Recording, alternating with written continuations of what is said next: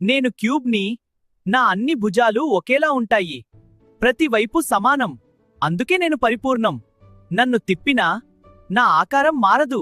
నేను క్యూబ్ని. గణితంలో చాలా ముఖ్యమైన త్రిమితీయ ఆకారం. నా దగ్గర మొత్తం ఏక్ ఫేసెస్ ఉంటాయి. ఇవన్నీ చతురస్రాలే. నా దగ్గర 12 ఎడ్జెస్ ఉంటాయి, అంటే నా అంచులు.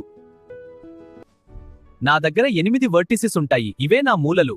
నా ప్రత్యేకత ఏమిటంటే నా అన్ని సైడ్స్ సమానంగా ఉంటాయి, అంటే పొడవు, వెడల్పు, ఎత్తు.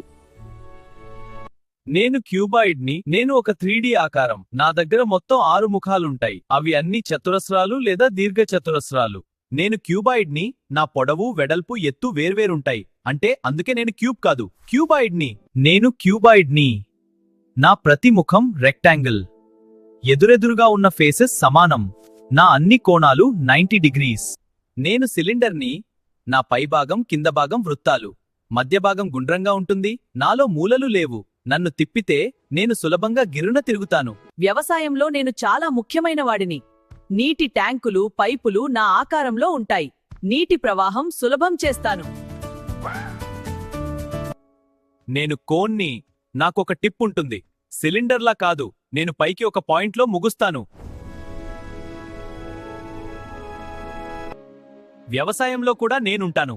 ఫన్నెల్ ఆకారంలో విత్తనాలు పోయడానికి ఉపయోగపడతాను. ఐస్ క్రీంలో నన్ను చూస్తారు.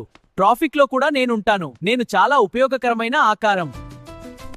నేను క్యూబ్ని. అన్ని భుజాలు సమానం. నేను క్యూబాయిడ్ని. పరిమాణాలు వేర్వేరు. నేను సిలిండర్ని. వృత్తాలు నా బలం. నేను కోన్ని. ఒకే టిప్తో ప్రత్యేకం.